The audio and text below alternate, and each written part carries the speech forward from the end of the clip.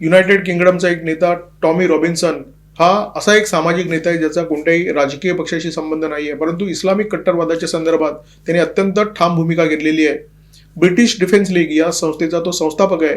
September महिन्यामध्ये त्याने unite the kingdom या नावाने एक भव्य रॅलीचं आयोजन केलं होतं आणि या रॅलीमध्ये 1.5 ते 2 लाख ब्रिटिश नागरिकांनी सहभाग घेतला होता. आता भारतात एखादी रॅली होते आणि या रॅलीमध्ये 1.5-2 लाख लोक सहभागी होतात, ही काही फार मोठी गोष्ट नाही आहे. परंतु ब्रिटन हा मुठभर देश आहे आणि या मुठभर देशातले 1.5-2 लाख लोक या रॅलीमध्ये सहभागी होतात, ही खूप मोठी गोष्ट आहे. ब्रिटनचं झपाट्याने इस्लामीकरण होत आहे अशा प्रकारची ओरड फक्त टॉमी रॉबिन्सन एकटा करत नाहीये. असे अनेक लोक आहेत ज्यांना असं वाटतंय की ब्रिटन झपाट्याने गर्तेच्या दिशेने जातोय. ब्रिटनमध्ये असे अनेक भाग निर्माण झालेले आहेत ज्याचं नामकरण मिनी पाकिस्तान असं करण्यात आलेलं आहे आणि या भागामध्ये जायला ब्रिटिश पोलीस सुद्धा घाबरत असतात.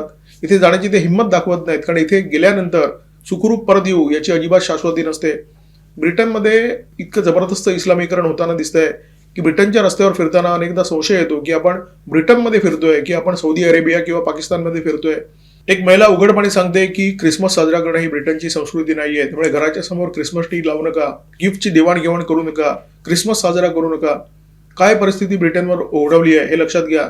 मुस्लिम कट्टरवाद्यांच्या मुठीमध्ये ब्रिटन घुसमटताना दिसतोय आणि याच्या विरोधात आता तिथले लोक रस्त्यावर येताना दिसत आहेत, आवाज उठवताना दिसत आहेत.